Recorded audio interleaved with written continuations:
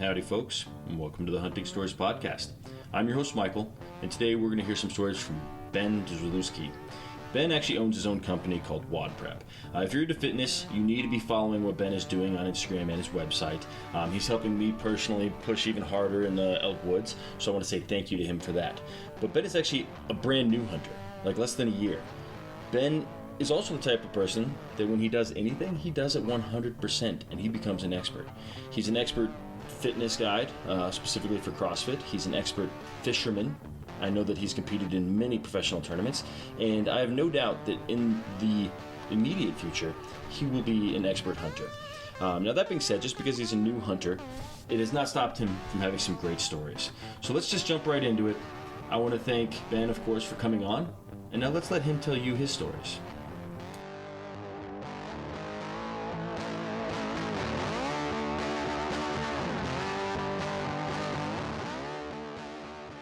All right, Ben, how you doing, man? Thank you so much for joining us here on the Hunting Stories Podcast. I am super excited to be here. When anyone gives me a chance to just ramble about stories, I couldn't think of a better podcast format for me. And then my dad, even though my dad's not a hunter, I feel like he could come and just fill a whole podcast, even though he's never hunted a day in his life.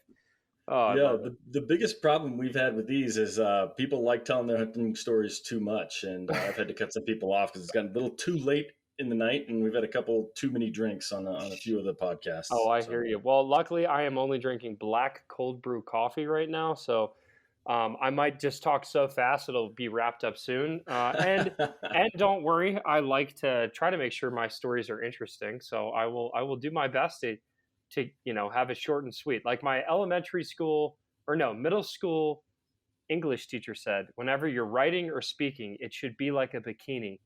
Just enough to cover the important parts, but small enough to keep it interesting.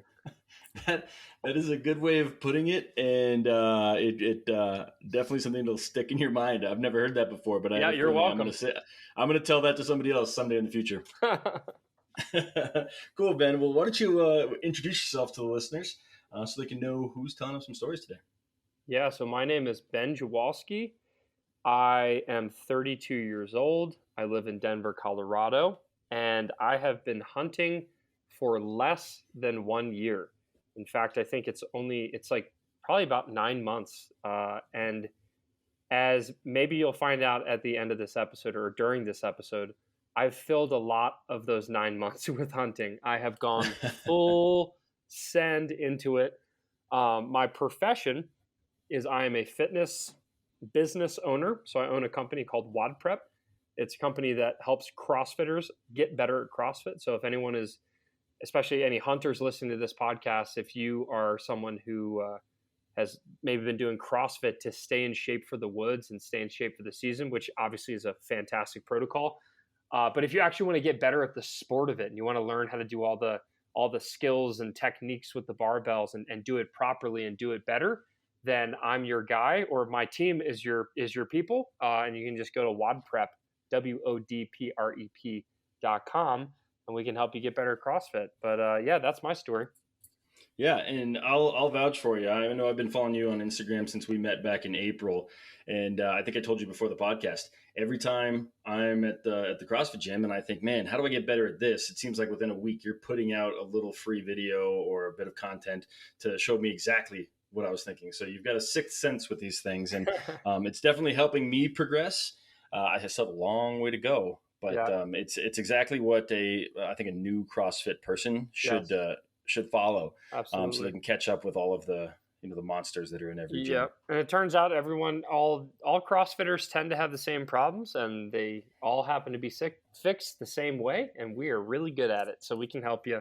And yeah, like we're a content production company. That's what we do. Is I make content, or the team makes content. We release it, so we're always producing new videos and releasing new stuff. Yeah, perfect, man. Well, let's start with this. You've only been hunting for 9 months. I've got you beat by a couple years, but I'm relatively new as well. I've been hunting for about 6 years. What got you into it? I mean, this is probably more fresh in your memory than anyone else. Why did you pick up your bow? Yeah, so I was actually reflecting about this the other day, that it's really, really good in life to have people that you trust so much that even if you're not particularly interested in doing something, if they're like, bro, you gotta try it. Just them saying it with that much conviction convinces you to try it. Those are good people to have in your life. So for me, it was my good friend, one of my best friends, Gary. And Gary has been living in Colorado for a few years longer than me. And when he found out that I was coming to Colorado, the first words out of his mouth is, "Dude, you got to come elk hunting with me." And I just roll my eyes. It's Gary. He talks a lot. He talks more than me. Yeah. Which is surprising. So larger bikini. Yeah, he's wearing a whole freaking onesie, man. So Gary's like, you gotta try elk hunting. I'm like, all right, Gary, because Gary's always trying to get me to try stuff.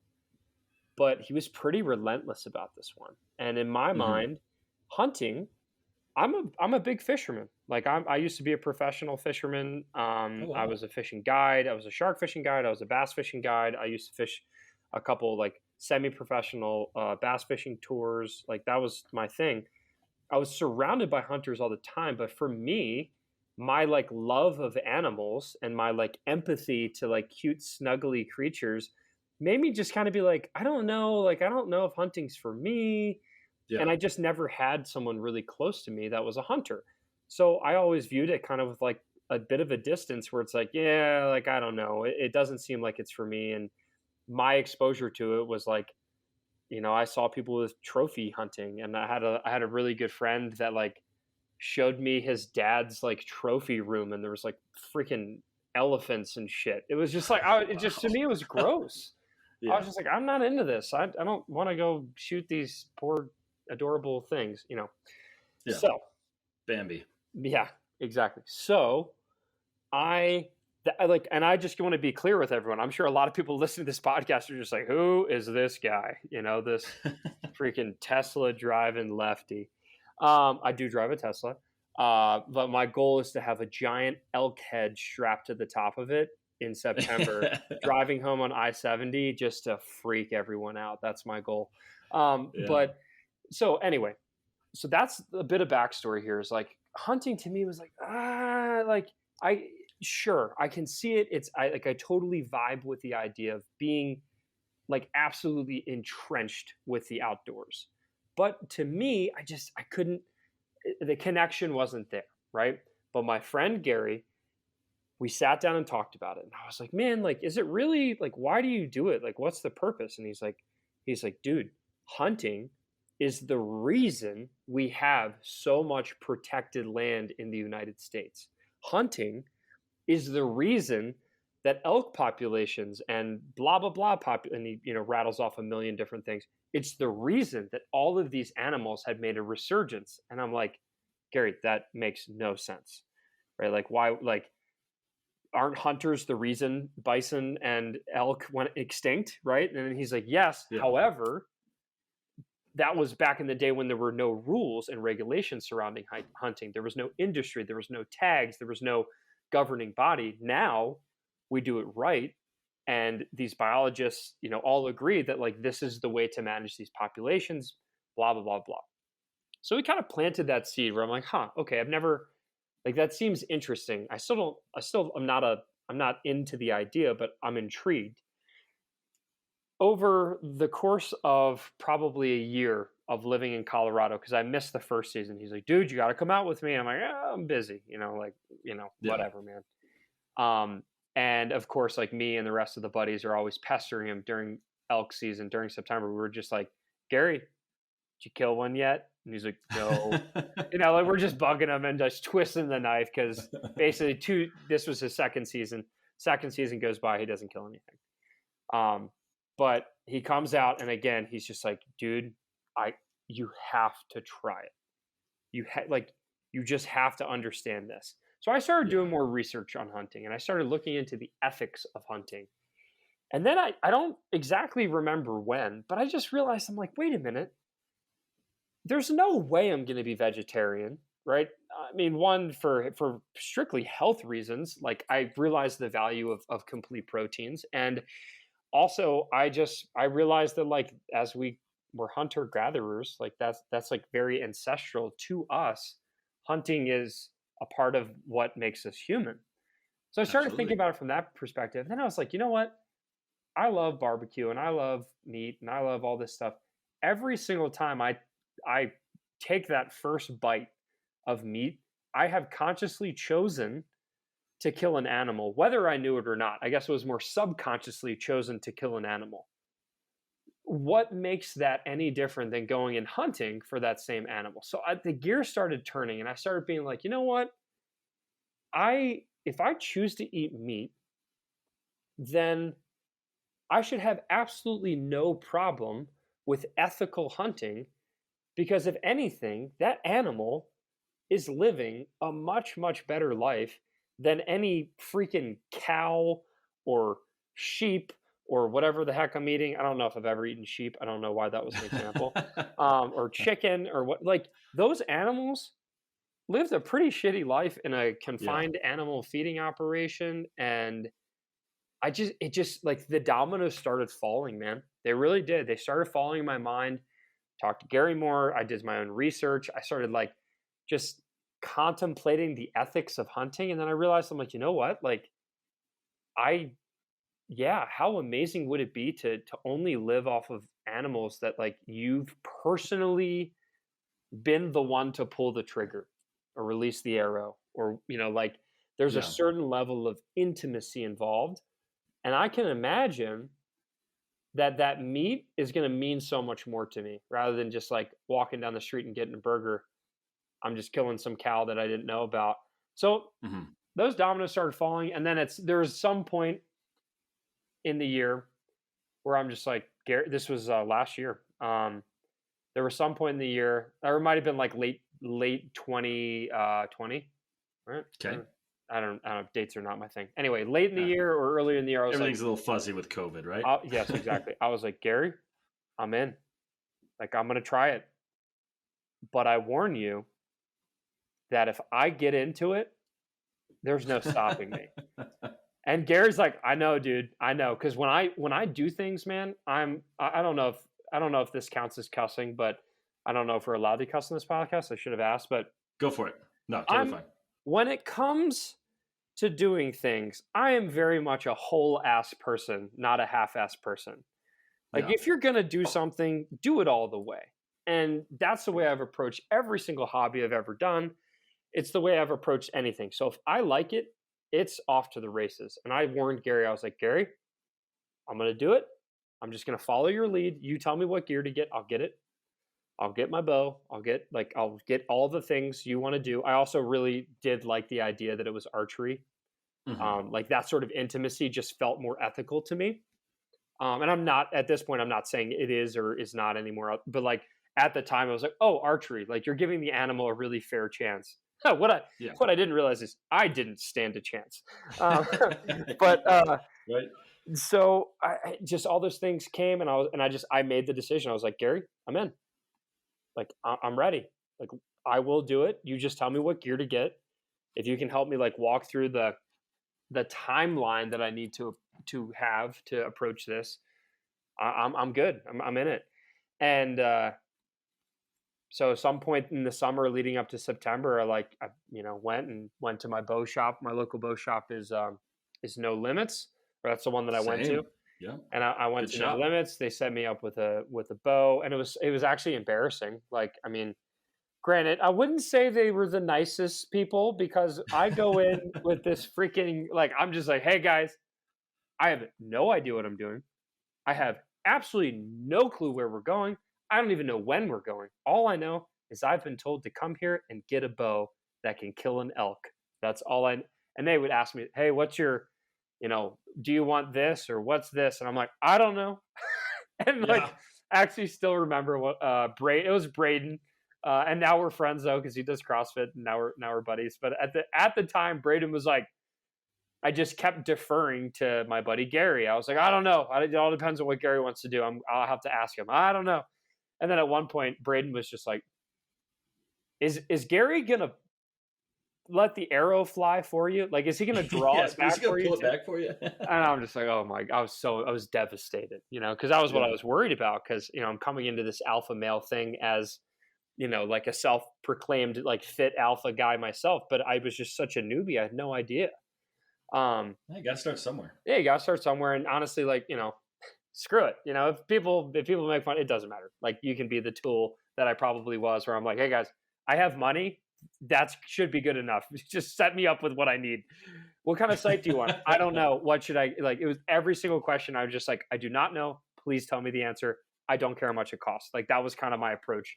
Yeah. Pretentious to them, maybe, but for me, it was like, hey, I don't know any better, so I trust the experts, and I'm ready and I'm willing to spend money for good gear, because the last thing I want to do is go buy shitty gear and then you have And to buy a replace whole it. new set, You're, right? yeah. I'm the kind of person where Yep. when I'm into something, I get the best stuff. So I got set up. I got my bow. Luckily Braden had softened at that point, and we had talked and actually did a seminar at his CrossFit gym, and he was just like, he started just walking me through, hey, here's what you need to do today. Just dial in, here's how you adjust your sight. Dial in these arrows at 20 yards. And then we started working our way back, and, I practiced, and then I got dialed in, and then just kept, scooting the targets back and so on and so forth. And then I felt pretty confident in my shot out to 70, 80 yards. And I think what was cool is that me just getting into the archery side of things, for the first time in a very, very long time, I was a complete student that had Mhm. no idea what to do. And I normally am the coach. I'm the one teaching people how to do all the CrossFit moves. But it was so cool to be on the receiving end and to like prove that I could be a good student again and listen. Like when people talk about going through the shot process, it's like, oh, I'm actually going to listen and apply that. I'm not just going Yeah. to roll my eyes and punch the trigger. Like, Yeah. so it was really cool being a student again. And what's cool is, like, I mean, even the feedback I've got from like lots of hunting experts that I've shot with is like, dude, you're dialed. And it's just That's awesome because to hear. I trusted the process, and I tried not to take any shortcuts. I was just like listening every step of the way and letting someone who knew a lot better than me teach me how to do it. Um, so anyway, all that, I buy, an exorbitant amount of Sitka gear.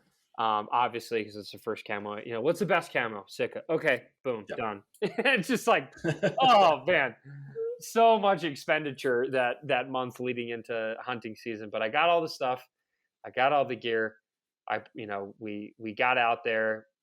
We did a scouting trip the weekend before, and we like walked up to the spot.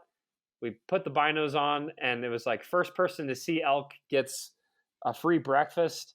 And I apparently have eagle eyes. Like, Gary's like, how did you see that? I'm like, I don't know, dude. I don't know if it's from the fishing days, like sight fishing, but I can spot them, I guess, at least Now, compared to some Gary. people just have that ability. My hunting buddy, he can't call to save his life, but he can look on a mountainside and immediately point out 5 animals. It's Yeah, crazy. He's just yeah, got the eyes. heck yeah, man. So I'm there, we're glassing, and I was like, yeah, is that elk? I think that's elk, Gary. And he's like, son of a bitch, it is. And then that was it. And we were done. We set up camp, and then it's like, this is where we're coming back to. And I was like, really? It's that easy? I don't know, man. Like, for fishing, What I did it. when were you scouting relative to your hunt? This was like the weekend before. Like, I Okay, think the hunt started on Wednesday. We were out there on Sunday. got it. Um, and yeah, we set up like where our basically permanent tent was going to be for the whole month. And I realized, lots of mistakes are already being made, like being so set on a single spot, not just, following the Yep, animals. Anyway, made those mistakes myself. oh man. So we get the tent set up, and I'm just like, oh man, that was cool. Like, yeah, they're there. But still, I'm just like, huge question marks. I'm like, I don't know, man. Like, when I'm in fishing tournaments, like, I have a plan A, B, C, D, E, F. Like, I am so thorough. And what I realized is that the hunting world has so many parallels to like competitive fishing, even though you wouldn't think it. There's just so many things about like patterning animals, and about like adjustments based on the weather, and like coming up with game plans and also using topo maps. I mean, I immediately was an expert at using the topo maps and reading them. Or my buddy was like, "Wait, how do you know how to do this?" And I'm like, it's a topo map, dude. That's all we do in fishing is read topo maps. So I was like super dialed in with that. And anyway, the season begins, and I think, we saw elk. Now, granted, I had a cow tag because this particular unit was like, we had a Class A tag for me for cow and a Class A tag for him for a bull. Like there wasn't like an either or. Gotcha. So it's not over the counter. You actually drew. No, this was a draw. This was a draw, but it was Okay. a 0 draw unit. And I won't mention it, but the unit sucks. So if I did mention it, no one would find anything. So we start getting into elk, man. I mean, I have no idea what we're doing. We're trampling around the woods, and he's calling because I don't know what the heck I had 2 hoochie mamas, and hindsight is 2020. I absolutely should have dialed in my calling, and that is one of the reasons we did not find success that September. And we end up staying out there for a solid, I think it was 10 days. I think we were 10 days in the woods. We had a couple, we'll call them refuelings down at the the local town, at the local burger shop when we were completely demoralized. Been there. Yep, had a couple refueling stations where we just get this giant bowl of ice cream and enormous burgers, and it was just fries, and just be depressed. I'm not above admitting that I have texted a friend saying, "Would you deliver a pizza to me up in the woods?" Just trying to get something up there, just because we weren't having a great hunt. And I'm like, you know what? I don't want to drive an hour and a half round trip with my buddy. He might do it. And then, of course, that day my shoelaces exploded on the mountain. So I got out of the mountain with basically a boot and a half, just barely enough to tie it to keep it on. So I had to go to town. So we got pizza that day. Dang. I was gonna say, did the buddy deliver the pizza? No, he didn't. But I had to go to town at that point. Because if you hadn't have gone to town and that buddy brought you a pizza, that's a ride or die right there. He said buddy. He would have, but he happened to be out of town that day. Oh man, or at least he says that. I can't validate. I love it.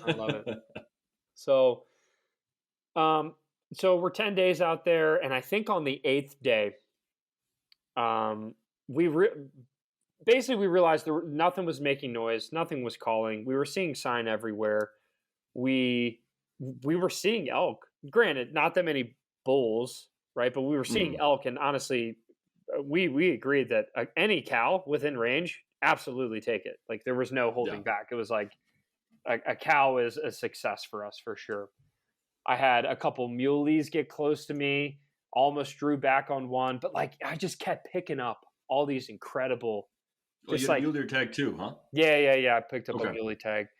And oh man, it was just like I was picking up all these like crazy encounters, like specifically the first like, oh my God, was on like day 4 or something like that. We're walking on just like the trail, and it's like a very heavily trafficked trail with freaking mountain bikes and hikers, and all right, terrible spot to be, but whatever.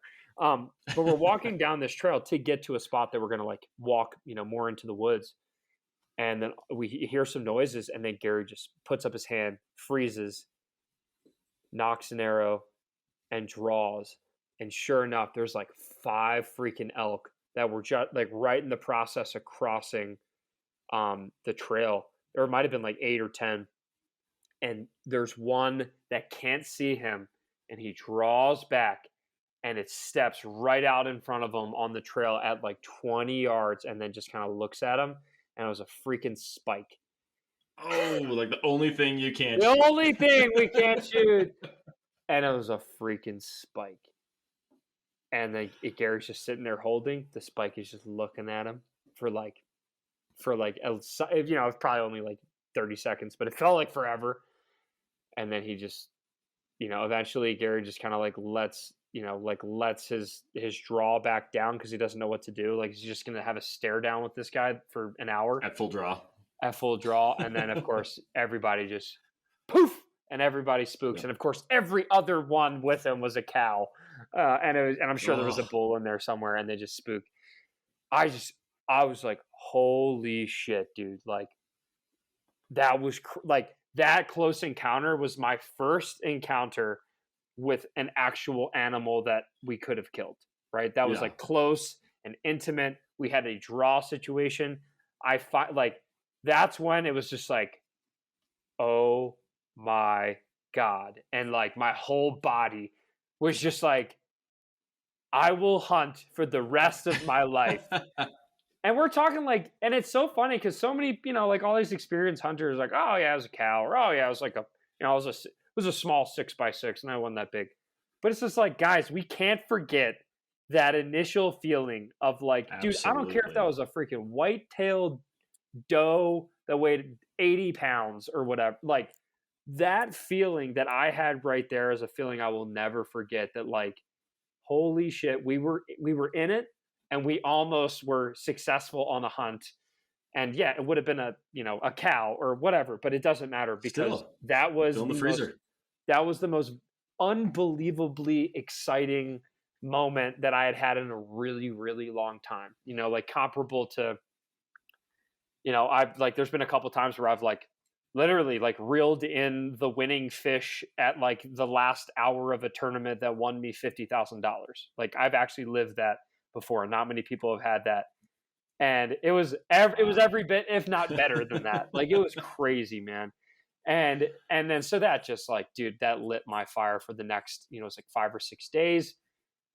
We didn't really get, the calling thing, like I still didn't understand the calling thing. I'm like, dude, this shit doesn't seem to work very well. Like we're calling, no noise coming back. And the only elk we were running into was when we just kind of sat and they walked by, or we'd like happened to cross their paths. So I just started being like, hey man, I think the best, like based on what I've seen, what little I know, our best chances if we just start posting up. Like if we sit where we know they are and they tend to be walking, I just have a good feeling about it.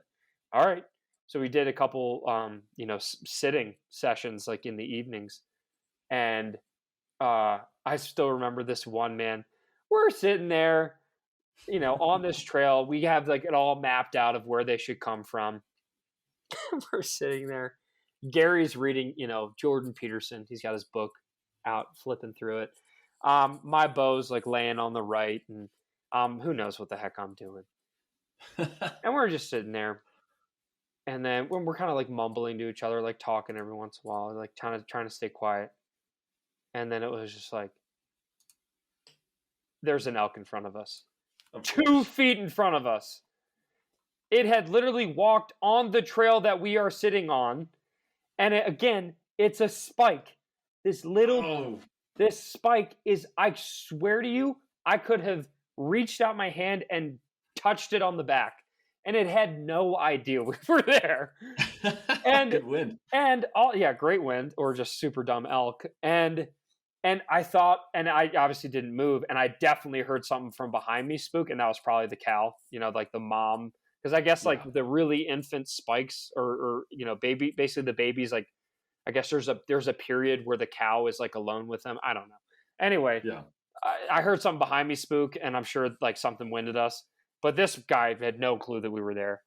But that was my first lesson on when you're sitting, you better have an arrow knocked, and you better be able to grab the bow and draw it with it like immediately, with very little noise. Like I had my bow like 4 feet to the right of me, like in some crazy world, assuming that like, oh, there's the elk. I guess I'll just reach all the way over here and grab my bow and then pull out an arrow. And it's just like, dude, I was so stupid.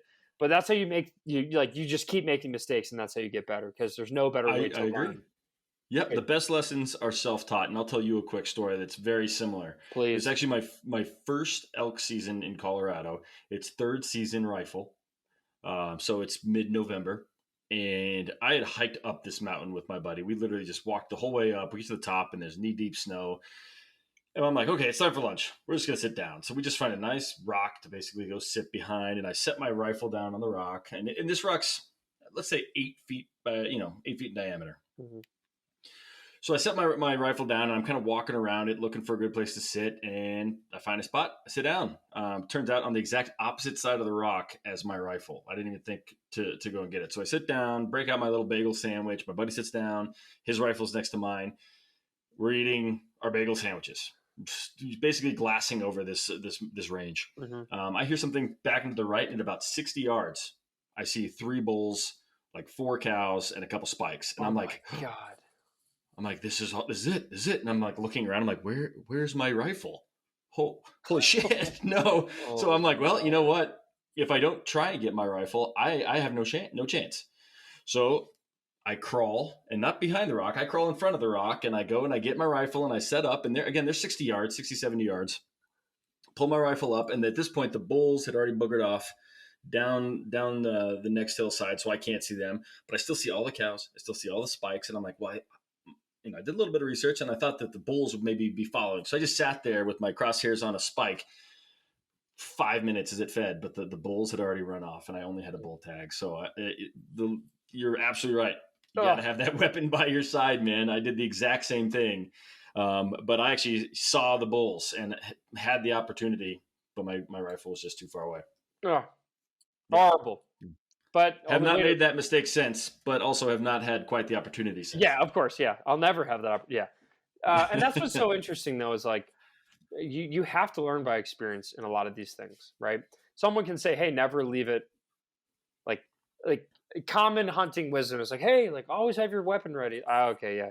But like, especially now that I know, like flash forward, I've done bear hunts, I've done whitetail hunts, I've done axis deer hunts, I've done hog hunts, like all in the last 9 months. And all of that, like all of these things have culminated, like all the mistakes I've made. It's like, not only do I know to always have my weapon ready, but like if I'm sitting, an arrow is knocked, and I have the bow positioned in a way where my left hand can grab the handle without making any noise. Right? Like, yeah, it's that, like, and that's the thing, like someone telling you something and you actually learning it, the difference between always having your weapon ready, in air quotes, versus having it like arrow knocked, left hand accessible to the handle without making noise within 2 seconds, right? Totally different, right? There's a whole totally different. Yeah. I agree 100%. In fact, since I left that rifle on the wrong side of that rock, I have not taken one crap in the woods without having a weapon next to me, because I know that the opportunity is going to arise at some point where I have my pants down, but I will have my weapon ready. and Michael, when that kill happens and your pants are down and you shoot an animal, please let me interview you on your own podcast. Yeah, we'll have to come back to that one. I mean, I keep trying. I keep taking craps in the wood, but the opportunity hasn't happened yet. Yeah, someday. Jeez. Oh, man, I love it. Oh, yeah. Man. And I guess like to wrap up this particular story, I mean, there's so many little itty bitty things on this elk season, but it culminated in we started sitting more. And it was like with a couple nights to go, I was like, Gary, I think we should break up. Let's go to 2 different spots where we know that they're moving on like a daily basis, and let's sit. And sure enough, man, multipliers.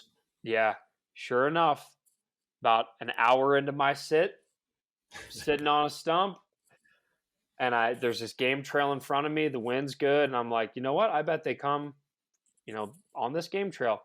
Sure enough, I just hear, a little bit of rustling, and I look over, and there are 2 spikes walking exactly on the trail, and my heart just goes.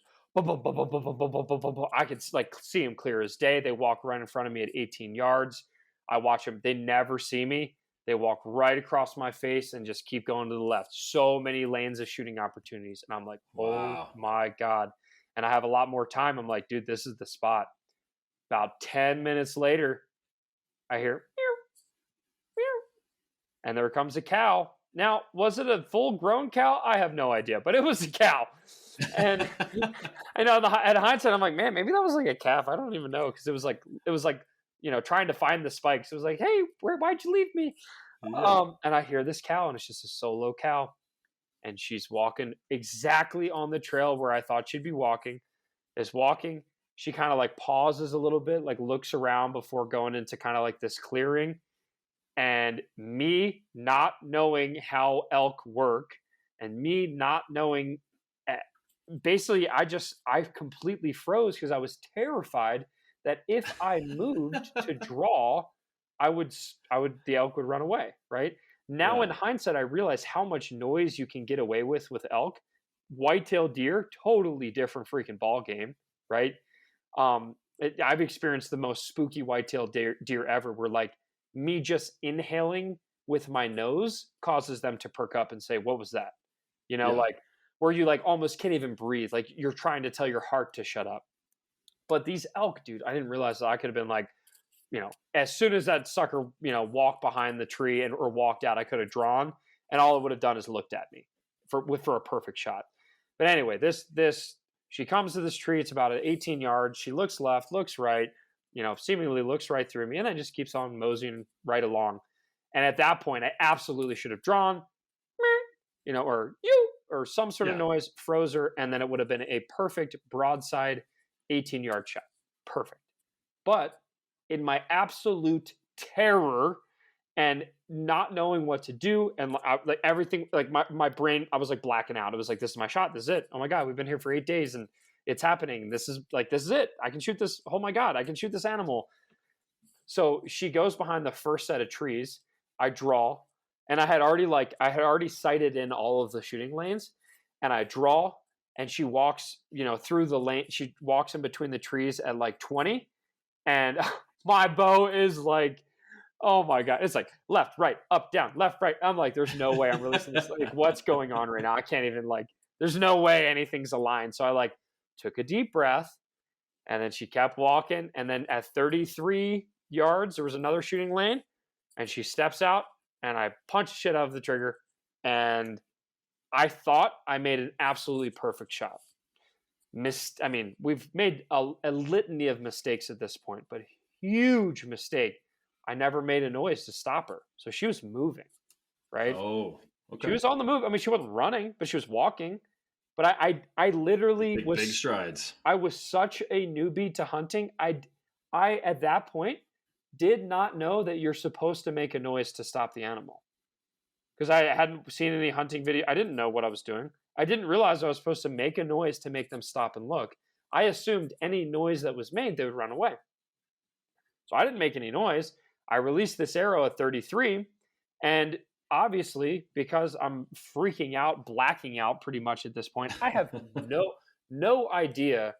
Like, I have no idea if I hit her, but based on my memory and based on what I saw, I thought I could see the fletching basically sticking out of the very, very middle of her body, and it was a perfect quartering away shot, where if the fletching is where I saw it, it should have been an absolutely perfect shot. Yeah. So I thought it was perfect. I was convinced. It was perfect. So I released the arrow, and as soon as I released it, I heard a kind of an interesting hollowish noise, almost like a hollow tree, like a hollow log being hit. And I was just like, I don't know what that was. I assumed at the time that it was her right leg stepping on a log as she kicked to run away. But I thought I saw the arrow in her. I don't know.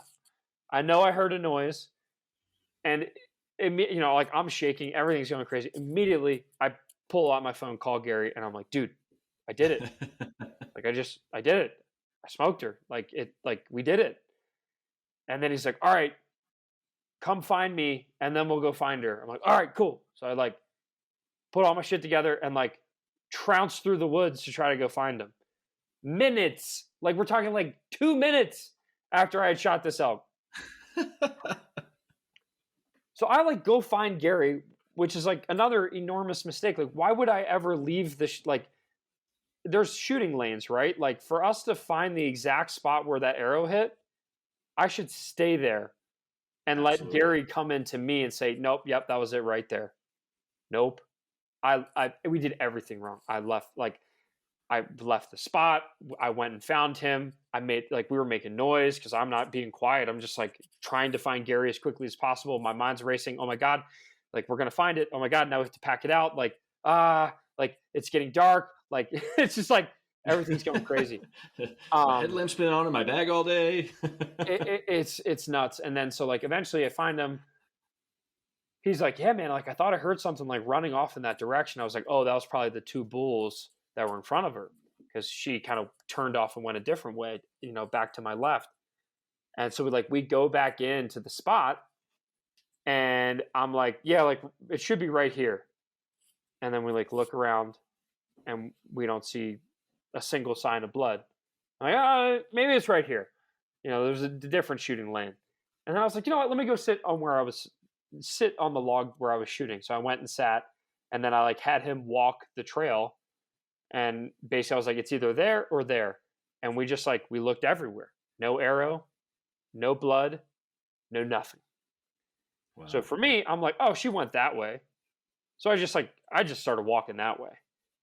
And I was just like, she's got to be like 100 yards that way. So I just like walked in a straight line, like where I thought I saw her go. And I'm just like, I'm rushing and rushing and rushing, because my whole thought is like, I need to find this animal, because we need to find it and pack it out before it gets dark, before it gets too dark. And so I'm just like pushing and pushing and pushing and I'm just like walking around. And at some point later that night, when we had I had gone off, come back, and I'm like starting to kind of freak out.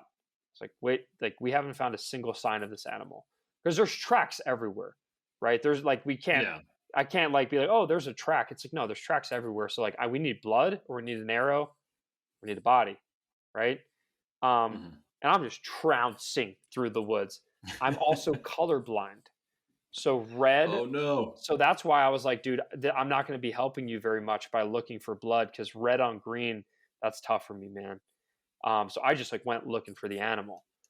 And about I'm starting to text my buddies, and I called my buddy, and I'm like, guys, what do we do? I can't find anything. What happened?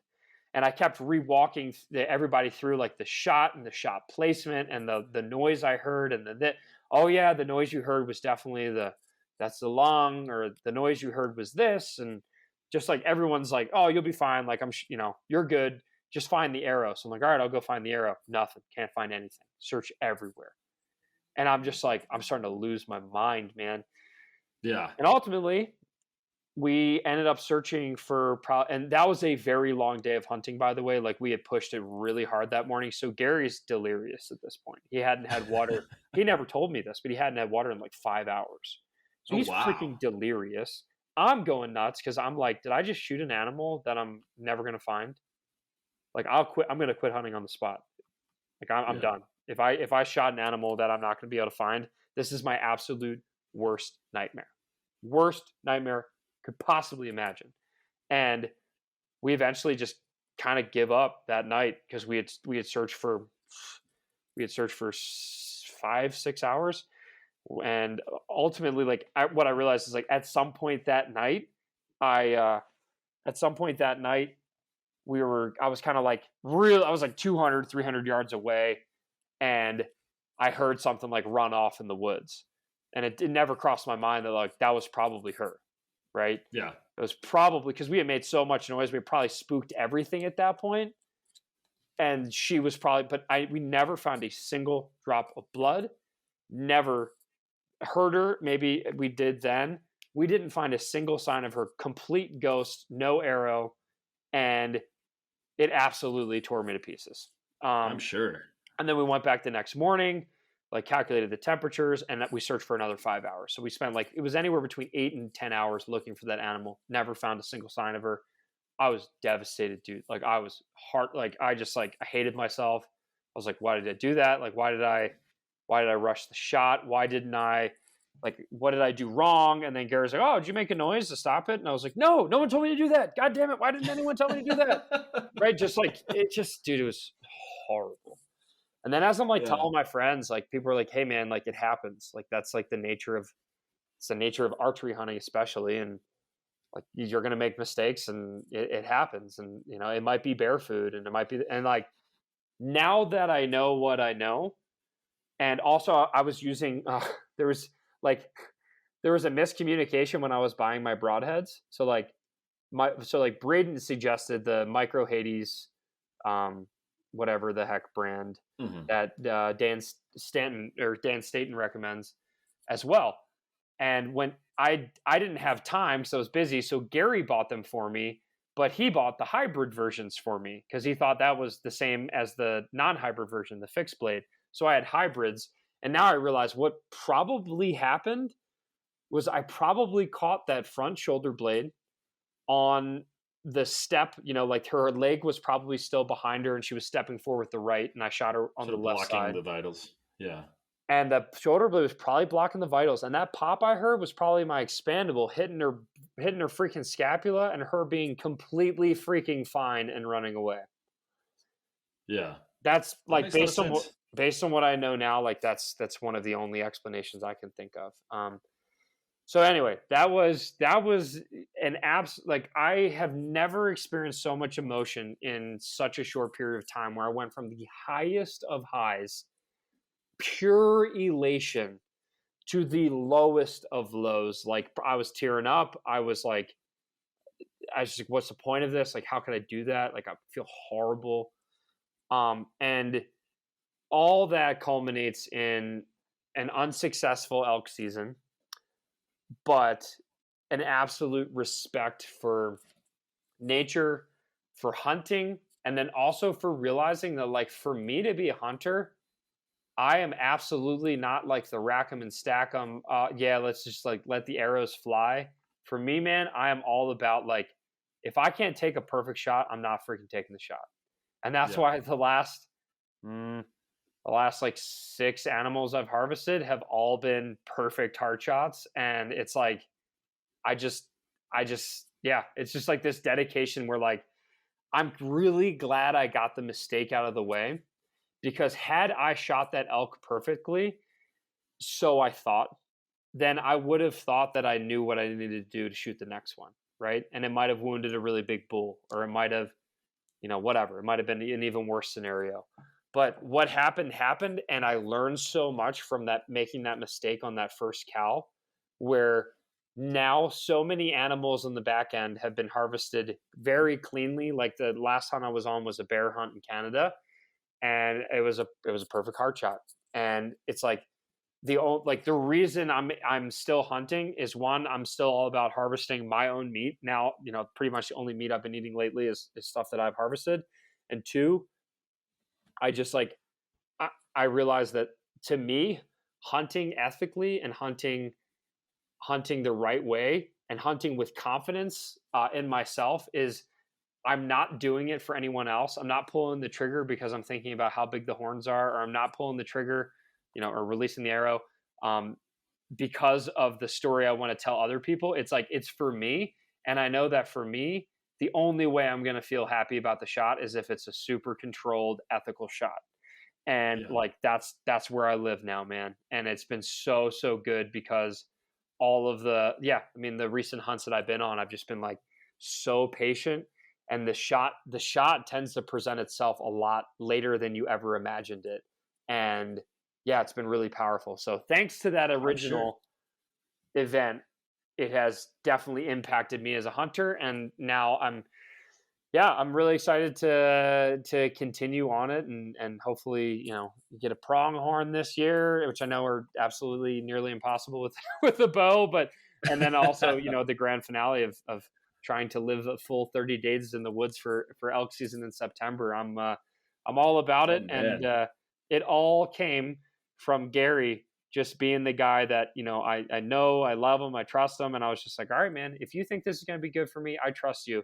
And now he's created a monster that hunts way too much, to the detriment of his of his life. Yeah.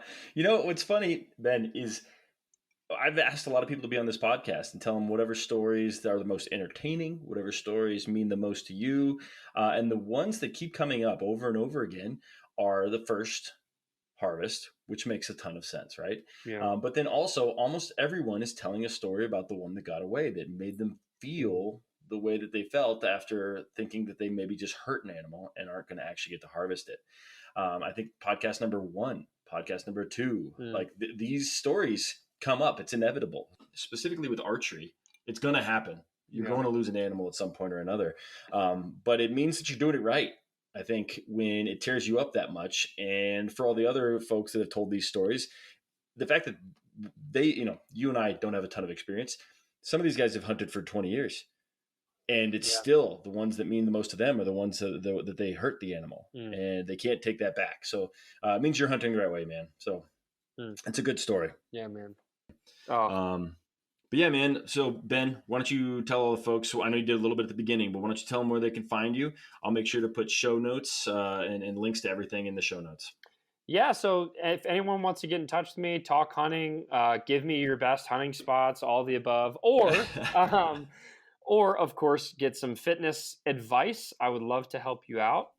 Just the best way is probably Instagram. It's just WodPrep on Instagram, WodPrep. I still check it. I still check the DMs.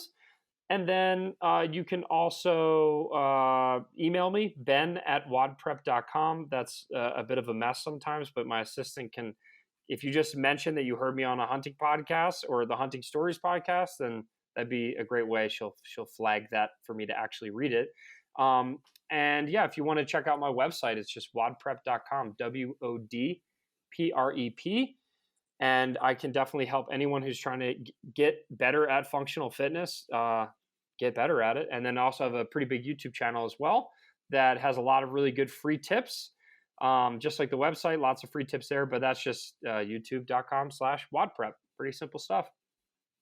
Awesome, Ben. Well, thank you so much, man. It's really nice to hear, the story of the moment that you fell in love with hunting, and also the moment that you almost quit. So it was fun today, man. Thank you. It gave me chills just reliving it, and man, it makes me excited to. I think we're like 70 days out, or I think actually for me it might only be 65 days at this point out from when we get to start chasing animals around. So I am super excited. Awesome, man. Well, thank you again. I appreciate it. Thanks for having me, man.